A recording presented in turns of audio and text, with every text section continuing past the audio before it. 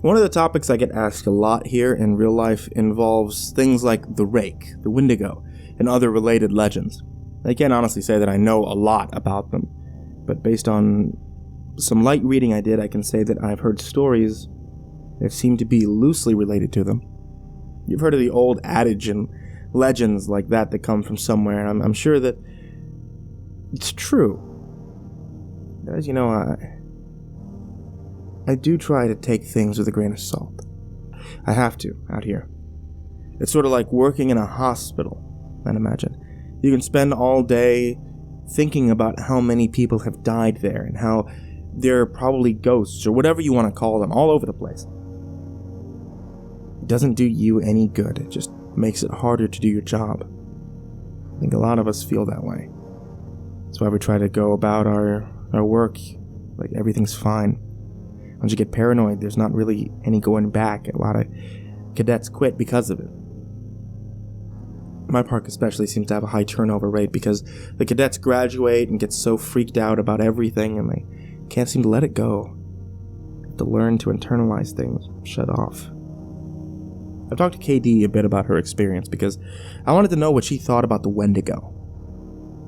She didn't really have anything in particular to say about it, aside that she didn't want to think about it that much. But she told me a friend of hers had something similar happen. I contacted that person, H, over Skype, and they agreed to talk to me a bit. They're aware of my work here. They're fine with me posting the story exactly as they wrote it. I grew up in Central Oregon. There's a reservation called Warm Springs about 2 or so hours from where I lived. I only mention that because a lot of people in my area have friends there, and a lot of the land in that area belonged to that tribe. When I was a kid, we used to go camping up there, not on the res, of course, but in the area, and I met a lot of kids who grew up there. I got to know one kid really well. His name was Nolan. We ended up hanging out quite a bit when our families were in the area. Our folks got to know each other, so we'd all get in touch and camp out around the same time. We camped out for 2 weeks, so we were there for a long time. I asked him if he camped in an RV. Yeah, my dad had one, so I guess it wasn't really camping, but we'd take our tents and all that other stuff and set them up a ways away from the camp, at least for most nights. I didn't like sleeping in there because I like being outside, you know. We talked for a bit about camping. So anyway, sorry. One year, Nolan and I were out there, and I think we must have been like 12 or so. We wanted to go out and camp near the river because we wanted to try night fishing. I think we must have been about a third of a mile from the main camp, far enough away that we couldn't hear or see anyone else. I remember that. We were messing around most of the day, and I don't really remember much about it, but we ended up building a fire at some point, and I was really impressed because he had this flint, something, that he used to start it. I'd never seen anyone do that before, so I thought that it was pretty cool. I got him to teach me how to do it, and we lit some stuff on fire, which, looking back, was actually really stupid because it was the middle of the damn summer. And if I remember right, the fire warning was either at yellow or orange, but thankfully we didn't start anything major. And when it got dark, we sat around and we talked about whatever it was that 12-year-olds talk about, and I don't really remember. What I do remember is that at some point, he looked over my shoulder at the river, and he asked me if I could see something. The way our camp is set up, we were about 10 feet from the river, and we were at the widest point, so it was probably about 20 feet to the other bank. Now it gets hot up there in the summer. The water's still cold, which is important. I looked over my shoulder, and I could see something wading into the river on the other side. From where we were, it looked like a deer, but we couldn't really tell because of the fire. I got up to look closer and I saw a pair of antlers, so I guessed it was a buck. But I thought it was weird that it was wading into the water, and it was definitely heading for us, and I asked Nolan what he thought that we should do. He's looking at the fire with this weird expression. He tells me to sit down and shut up, so I do, because I'd never seen him act that way. He's whispering at me to ignore it, and just keep talking like we were, but I couldn't think of anything to say. He was saying something about an episode of some show, but I could hear the deer coming through the water, so I wasn't really paying any attention, and I kept trying to see over his shoulder, but every time I did, he sort of hit me on the arm and made me look at him. I wasn't really scared, I remember. I was just sort of confused. But then I hear the deer come out of the water, and I could kind of make out what it looked like, and I realized it wasn't a deer because whatever it was walking on 2 legs. I started to get up. I was super freaked out, but Nolan just yanked me back down and talked louder about his television show, and I could tell he was just as scared as I was. Probably even more so. He leaned in and he poked the fire with a stick, and he whispered that whatever I do, I can't speak to it. I could see it was coming closer, and it stood right behind Nolan's back. I was about ready to pee my pants. And I think I'd probably have run if I'd been there alone, but I didn't want to leave Nolan, so I kept sitting really still and sneaking glances at it. See, it wasn't that tall, but the way it carried itself was just... It was wrong. Like, its center of balance was screwed up. I can't really describe it, but it was kind of like it kept shifting too far forward. It just stood there behind Nolan for a long time, and eventually Nolan ran out of things to say, and we just kind of sat there for a second. The fire was making noise, but I thought I could hear this thing talking in a really low voice. I couldn't hear what it was saying, and I leaned forward a tiny little bit, and I actually did pee my pants when it leaned forward too. I couldn't see its face, but I saw its eyes. They were cloudy and milky, and if you want to know what they look like, find that scene from Lord of the Rings where Frodo falls into the lake and all those dead people are floating around him. That's what those eyes look like, you know? So all I saw were these 2 white eyes floating above Nolan's head and the really vague shape of the antlers coming out of its head. I don't know what my face looked like, but at exactly the same time, Nolan and I fucking booked it out of there. We ran non-stop until we got back to main camp. My pants were soaked with pee, so I took them off as we were running and threw them into the bushes. We both stopped once we were in front of my dad's RV. We couldn't see anything chasing us, so we just stood there. We caught our breaths. I asked him what that thing was, but he said he didn't know. He said his grandpa had only warned him that if anything ever came up to him when we were out in the desert, he was never, ever supposed to talk to it or listen to anything it had to say. I wanted to know if he'd heard it too, and he said that the only thing he'd been able to understand was help you. I think we ended up sleeping in the RV with his parents, and the next night we went back out and we didn't see anything. That does remind me in a lot of ways of the Wendigo legend. There's a phrase used to describe it that I think fits perfectly, which is that the Wendigo is the spirit of the lonely places. I know sometimes when I'm out in the wilds, where I know there's no one around me for miles and miles, I get this weird kind of craving I can't really explain. I don't know if it happens to anyone else, but it's the desire to consume. Not like I crave anything in particular, but more of this weird, distracting hunger that comes from every part of my gut. I also wanted to find out more about the Faceless Man if I was able, and I found a few similar things. I asked around my circle of friends, and one of them said when he was out doing repairs at a park in his area, he saw something kind of like that. We were having dinner in town, 5 of us including myself. This guy, he was repainting an information booth and heard a man ask him for directions to the nearest campsite. He didn't turn around because he was up a ladder, but he informed the man there weren't any campsites nearby, but that if he headed down the road about 4 miles, he'd find one in another park. He asked if he could be of any other help, but the man said no and thanked him. My friend said that he kept painting, but he was listening, and he never heard the man leave.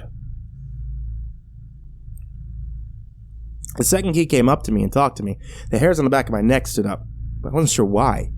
I had this really uneasy feeling about the whole thing, and I wanted to finish painting and get out of there. I figured maybe part of it was that I couldn't turn around to look at him, but something just felt off.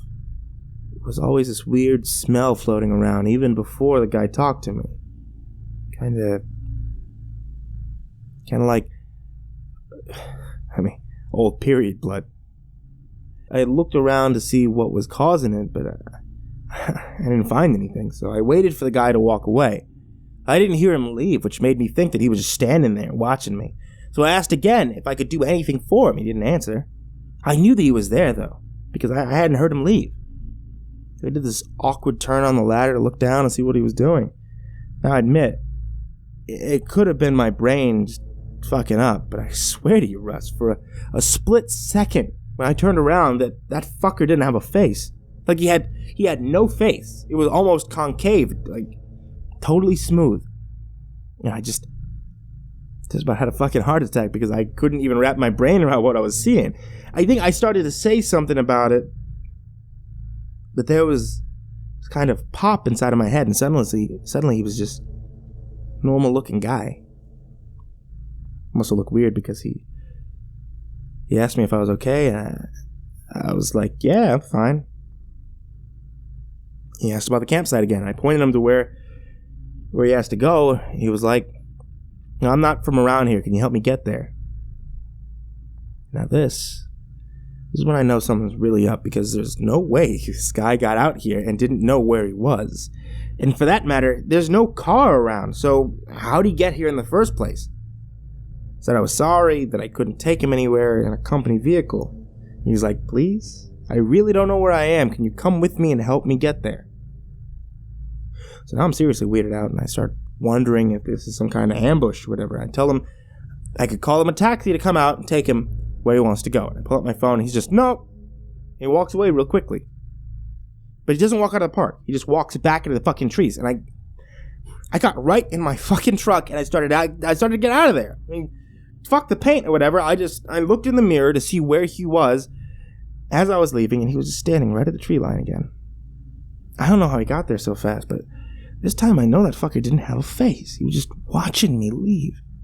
And right before I turned the corner, he took a big step back into the trees and kind of dissolved, I guess. Maybe it was just dark, so he blended in. But it felt more like he just melted away. Interestingly, right after this guy finished his story, someone else piped up with another one, but with a slightly different twist. Actually, I had something sort of weird like that happen a while back. I was out doing some trail scouting, and I was out in the middle of nowhere, figuring out where we were going to have this trail run through. I hadn't seen anyone else for probably maybe a good 2 hours, so I wasn't really paying attention to where I was going. I was just looking at the ground for the most part. Then out of nowhere, I crested this little hill, and almost ran into this guy. He was older, probably in his 60s, and I started to apologize to him for running into him. Then I noticed his face, and I probably looked like a complete douchebag because I stopped and I just stared at him. It took me a second to figure out what was wrong, but this guy's face was, like, huge. I mean, I know this sounds weird, okay, but that's the only way I can describe it. His head wasn't big or anything. It was normal, but the amount of space his face took up was just, like, way too much. Like, if you took someone's face and you enlarged it all, but by about, like, 2 times, he doesn't say anything. He just kind of looks at me, and I back up. It was kind of like stuttering, saying I was sorry, and I went around him, and I fucking got out of that place and did what I needed to do. The whole time, I kept looking behind me because I was so freaked out. He'd just pop up behind me or something. I know it sounds ridiculous, but I swear to you, it was one of the creepiest things I've ever seen. I switched the topic to the stairs a little later. There was a defined shift in enthusiasm. No one spoke up at first. See, there's this real stigma about discussing them, even when we're away from work. But I broke the ice with a story of my own, and the guy who told the story about the faceless man told this one, albeit very quietly. Yeah, see, a couple years ago, I was camping with my girlfriend. We were out about 2 miles from the road at this site I know. We went to bed that night, but we couldn't sleep because someone interjected a funny comment. We were dangerously close to going off on another subject, but I got us back on track. Yeah, real funny, fucker. Alright, no. It was because we kept hearing that grinding noise. My brother used to grind his teeth in his sleep, and it kind of reminds us of that. My girlfriend was freaking out, but I just kept telling her, ignore it, because I've heard it before, and you have to ignore it. It goes on, it goes away eventually, you know what I mean? We all knew what he meant. So eventually, I got her to go to sleep. But I woke up probably 2 hours later because something was just off. I rolled over. She wasn't there. I kind of freaked out because he thought for a second and he took a long drink. Anyway, I ran out of the tent calling her name.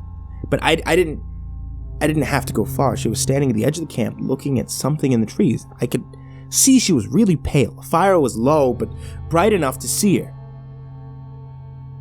Anyway, so I ran up to see what was going on. She was dead asleep, but her eyes were open. She had this really spaced out look, like I put my arm around her and let her back. But she wouldn't move. She just said really quietly something like, "I have to go, Eddie. I have to go. It's here." I was like, "You're just sleepwalking. Come back to bed." She wouldn't budge. She just kept standing there, saying that she had to go. And I looked where she was looking, and there was a fucking staircase right there, about 15 yards away, gray one, concrete. She started to walk towards it, but I yanked her back, and that woke her up. She looked at me like I was fucking out of my mind. She said that, what the fuck was going on? What was she doing out of the tent? I didn't tell her anything. I just told her she was sleepwalking. The grinding was gone, so she went back to the tent with me. She fell asleep again. I don't know. I don't like thinking about it, But we all knew. You guys remember that kid with, I can't remember what it was. Some kind of brain fuck up. Not Downs, but something like that. Someone else brought up. Well, I got to read the report that he gave when they found him a week after he went missing. And he was fucked up beyond belief. I mean, you have to take it with a grain of salt because who knows what the kid actually thinks is real. But some of this stuff, I don't think he could have made it up. Like what? Well, first of all, he talked about the stairs. He said he'd been watching his dad build a fire. The stairs came up to him. He had to go up them or something. Something bad would happen. The cops didn't really understand what he was talking about after that because he kept saying like the campfire over and over and over. He kept mentioning sounds. He couldn't say what sounds, just that it was loud and covered his ears so he couldn't hear him. The thing I remember most is that they asked him where exactly he'd gone. And he just said that he was right there. He kept pointing at himself.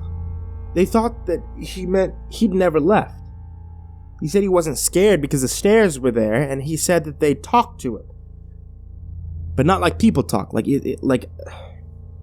I said, it was really convoluted and hard to understand, and I have a feeling the cops didn't take most of it down. They ended up just saying that the kid had some kind of amnesia or fugue, and they didn't think foul play was involved. That doesn't really explain why he came back a week later perfectly fine, without a speck of dirt on him, well fed. But hey, what the cop says goes. Things have deteriorated here to a degree that I didn't foresee. I didn't know how much writing about the things that have happened to me here would affect every single part of my life. And maybe that was stupid of me. Maybe I should have considered it more seriously, but honestly, I just thought that I was writing about things that a few people would want to hear. I didn't think it would get this much attention. People ask me about the stairs now. It doesn't happen every day, but when it does happen, I never really know what to say. My bosses know someone is talking about them, and I'm sure that if they know, the higher-ups know. I can tell you that they aren't happy about it. I've been formally told that I'm not to speak a word about them to anyone anymore, which is part of the reason that this has to be my final update. See, I can't risk my job for this. As much as it's been wonderful to get a lot of these things off my mind, I still do love my work. I need to be out here. If anything, my being aware of what's really going on is enough reason to stick it out. I may not be able to tell people that they're out there, but if I see them, I can direct traffic away to somewhere safer. Because of the amount of attention the stories have gotten, I've heard a lot of stories being swapped back and forth. I've heard so many, I can't even remember most of them. The ones I do remember are the ones that I wish I could forget. The stories that made the rounds here are about a young woman who disappeared upstate. Initially, everyone assumed that she was a runaway. She didn't come from a great home life, so it really doesn't any kind of surprise that she'd choose to cut and run. But people started coming forward saying that they'd seen her around the park shortly before she vanished, so some of the rangers in the area were setting out to make sure that she hadn't hung herself or something on any of the back trails. Now, it took them a while, but they did find her. Well, not all of her. Just half of her tongue and a quarter of the lower jaw. Very clean cuts from what I'd heard. They never found the rest of her. So many stories about children, so many of them going missing and turning up in caves, wedged in between impossibly tight spaces, so many of them found on mountain peaks or at the bottoms of sheer gullies. Missing shoes, missing socks. They're found with both in perfect condition despite them being miles and miles from where they'd vanished. So many stories of black-eyed people wandering around the woods, calling out in the night, mimicking the sounds of running water or of a bobcat screaming. One man in particular goes to every news station he thinks will listen to him and tells the same story. He was hunting deer and camped out in a very remote area. He woke up because something was scraping against his tent. He thought that it was a raccoon or a fox until the thing pressed its face against the door of the tent, at which point he could see very clearly that it had a human nose and mouth. He kicks at it, but it leaps back and is gone by the time that he opens the tent flap. Gun at his side, he fired 2 warning shots, and when the sound had faded, he heard a snap behind him. A man standing at the edge of the campsite. The man was not wearing any clothes, but he also didn't possess any kind of human flesh. As the hunter described it, the man was made of some kind of amalgamation of raw meat and hair, as if someone had scooped up roadkill and molded it into the vague shape of a man. The face was lumpy and only a rough approximation of human face. The thing opened its lopsided mouth, and from it came the sound of the gun the hunter had fired. It did this twice before mimicking the sound of the tent zipper and fleeing into the night. A young couple out for a hike on the rocky areas of my park reported to me yesterday they had seen something strange out on a peak, one that I'm very familiar with. They were taking turns looking through a pair of binoculars when the man noticed a hiker climbing up a very steep part of that cliff face. He watched the man scale the slope, and it didn't occur to him until the incident was over that this person had no climbing gear. When the climber reached the top of the peak, which was about 5 miles away, they turned and faced the young man. He said whoever or whatever this person was looking right at them. The climber waved in an exaggerated manner before snapping in half at the waist, sideways, and leaping off the peak. The man didn't see where the climber landed. I sent them on their way with assurances that I'd check it out. I lied. I wouldn't be turning in a report because there are 10 others exactly like it. The climber's well known in that area. I don't question it anymore. There's so many things I won't ever be able to understand about my job, and it would take me years to relate all the things that I've heard in the last few months. When I feel like my job isn't in jeopardy, I will come back. Maybe in a different format, but I will come back. Thank you all for sticking by my side and enjoying things I've talked about. If you go into the woods, I encourage you to be safe. Bring water, food, survival equipment. Let people know where you're going and when you'll be back. And don't go on uncharted paths unless you know exactly what you're doing. And above all, don't touch them. Don't look at them. Don't go up them.